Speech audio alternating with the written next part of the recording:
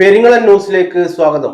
1987 SSC batch ഓർമ്മച്ചപ്പ് മൂന്നാം സംഘവും ഓണാഘോഷവും August 27 Panoor ഹൈസ്കൂളിൽ നടക്കുമെന്ന് സംഘാടകർ പാനൂരിൽ വാർത്താ സമ്മേളനത്തിൽ അറിയിച്ചു. 1987 പാനൂർ ഹൈസ്കൂളിൽ പഠിച്ച 10ാം ക്ലാസ് ബാച്ചിലെ സഹപാഠികൾ ഒത്തുകൂടുന്ന ഒരവസരമാണ് ഈ മാസം ഓഗസ്റ്റ് 27 പാനൂർ ഹൈസ്കൂളിൽ വെച്ചിട്ട് രാവിലെ 9 മുതൽ വൈകുന്നേരം 6 മണി വരെ നടത്താൻ നിശ്ചയിച്ചിരിക്കുന്നത്. നമ്മുടെ ഈ ഉദ്യമം 2024 10ാം ക്ലാസ് ഗ്രൂപ്പിന്റെ ഒരു കൂട്ടായ്മ ഗ്രൂപ്പ് ഉണ്ടാക്കിയത് ഓർമ്മച്ചപ്പ് എന്നുള്ള പേരിൽ അതിന്റെ 3ാമത്തെ വാർഷികമാണ് ഇപ്പോൾ നടത്താൻ ഉദ്ദേശിക്കുന്നത്. കഴിഞ്ഞ 2 വാർഷിക പരിപാടികളും വളരെ ഗംഭീരമായിട്ട് നടത്താൻ ഈ കൂട്ടായ്മയ്ക്ക് സാധിച്ചിട്ടുണ്ട്.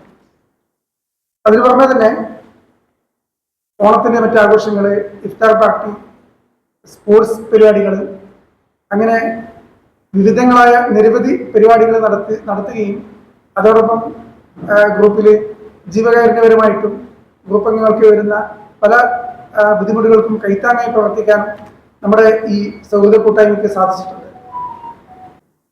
നമ്മുടെ ഈ ബാച്ചിന്റെ മറ്റൊരു പ്രത്യേകത, കേരളത്തിലെ 10ാം ക്ലാസിന്റെ ചരിത്രം എടുത്ത് പരിശോധിച്ചാൽ തന്നെ എല്ലാം SSLC ആയപ്പോൾ നമ്മളുടെ ആ 87 ബാച്ച് മാത്രം എല്ലില്ലാത്ത ഒരു ബാച്ചായിരുന്നു, SSC ആണ്. അപ്പോൾ അങ്ങനെ ഒരു പ്രത്യേകത കൂടി, ഒരു സവിശേഷമായ ഒരു പ്രത്യേകത ഉൾക്കൊള്ളുന്ന ഒരു ബാച്ചാണ് നമ്മുടേത് എന്ന്. പാനൂർ ഹൈസ്കൂൾ 1987 SSC ബാച്ച് ഓർമ്മച്ചപ്പ് മൂന്നാം സംഘവും ഓണാഘോഷവും ആഗസ്റ്റ് 27 രാവിലെ 9:30 മുതൽ ആരംഭിക്കും. പാനൂർ ഹൈസ്കൂളിൽ നടക്കുന്ന പരിപാടി PK പ്രവീൺ MLA ഉദ്ഘാടനം ചെയ്യും.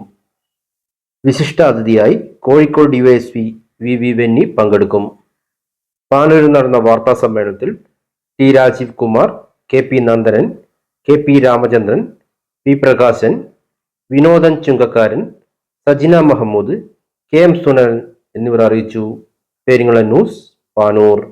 വിവിധങ്ങളായ നൃത്ത പരിപാടികള്, ഗാനമേളകള്, കരോക്കെ ഗാനങ്ങള്, കവിതകള്, സ്കിറ്റുകള്, അങ്ങനെ ഒരുപാട് ഗ്രൂപ്പിലെ അംഗങ്ങളുടെ പരിപാടികൾ തുടർന്ന് നടക്കുന്നതായിരുന്നു.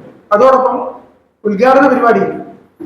ഉദ്ഘാടന സദസ്സിൽ വെച്ചിട്ട് നമ്മുടെ ഗ്രൂപ്പിലെ മികവുറ്റ ഗ്രൂപ്പ് അംഗങ്ങളെ, വ്യത്യസ്തങ്ങളായ കഴിവ് തെളിയിച്ച അംഗങ്ങളെ ആദരിക്കുന്ന പരിപാടികൾക്കൊപ്പം ഗ്രൂപ്പ് അംഗങ്ങളുടെ മക്കളെ ആദരിക്കുന്ന, ഉന്നത വിജയികളായ മക്കളെ ആദരിക്കുന്ന ഒരു പരിപാടി കൂടി നമ്മൾ ആസൂത്രണം ചെയ്യുന്നുണ്ട്.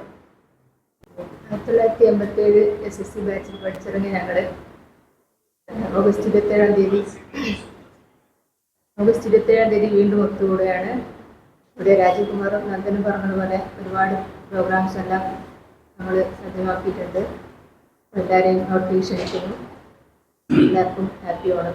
ജേക്കബിന്റെ ഭരണപരിഷ്കാരത്തിന്റെ ഭാഗമായിട്ട് SSC ആക്കി മാറ്റിയ ഒരേ ഒരു വർഷമാണ്. വിദ്യാഭ്യാസ ചരിത്രത്തിൽ എല്ലില്ലാത്ത ഒരു 10ാം ക്ലാസ് എന്നത് ഞങ്ങൾക്ക് മാത്രം അവകാശപ്പെട്ടതാണ്. ആ പ്രത്യേകത ഞങ്ങൾ എപ്പോഴും പറയാറുണ്ട്. വലിയൊരു പുസ്തകം 8ാം ക്ലാസ്സിലെയും 9ാം ക്ലാസ്സിലേക്ക് മാർക്ക് രേഖപ്പെടുത്തിയ 600 1200 മാർക്ക് രേഖപ്പെടുത്തിയ ഒരു പുസ്തകം, ബ്ലഡ് ഗ്രൂപ്പ്, ഫോട്ടോ ഒക്കെ പതിപ്പിന്റെ പുതിയൊരു സിസ്റ്റം, വിദ്യാഭ്യാസത്തിലെ രീതികളൊക്കെ മാറ്റിയ ഒരു സംവിധാനമായിരുന്നു അന്ന് 1987 ബാച്ച്. അത് ഈ കേരളത്തിലെ വിദ്യാഭ്യാസ ചരിത്രത്തിൽ ഞങ്ങൾക്ക് മാത്രമുള്ള പ്രത്യേകതയാണ്. പിന്നീട് പിറ്റേത്തെ വർഷം ഭരണം മാറുന്നു, ആ പരിഷ്കരണം മാറ്റുകയാണ് ചെയ്തത്. പഠിതാക്കളുടെ ഗ്രൂപ്പ് വ്യാപകമായി രൂപീകരിക്കപ്പെട്ടതായിട്ട് നമുക്ക് എല്ലാവർക്കും അറിയാം. ഇത് നേരിടുന്ന ഏറ്റവും പ്രധാനപ്പെട്ട ഒരു പ്രതിസന്ധി എന്താന്ന് പറഞ്ഞാൽ, നമ്മുടെ സമൂഹത്തിൽ കാണുന്നത് പോലെ വിവിധ കാരണങ്ങളാലുള്ള അകൽച്ച, രാഷ്ട്രീയം, മതം, ജാതി.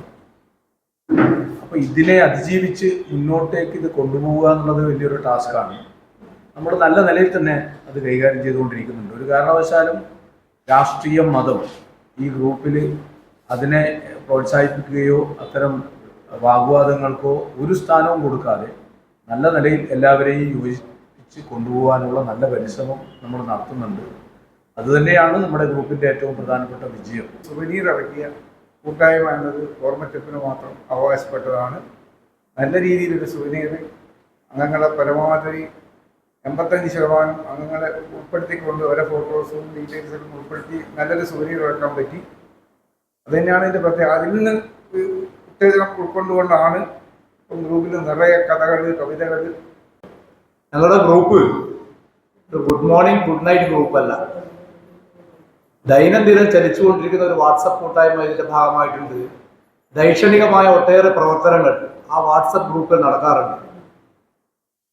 തുടർക്കഥ ഏകദേശം ഒരു 10ഓളം കഥാകാരൻ, ഒന്നാമത്തെ കഥാകാരൻ ഒരു കഥ എഴുതി കഴിഞ്ഞാൽ ആ കഥ, ആ മൂലകഥയിൽ നിന്നുകൊണ്ട് തന്നെ തുടർന്ന് ഗ്രൂപ്പിലെ കലാകാരന്മാർ ആ കഥയെ വളർത്തിക്കൊണ്ടുവന്ന് ഒരു വലിയ കഥയാക്കി മാറ്റിയിട്ടുണ്ട്.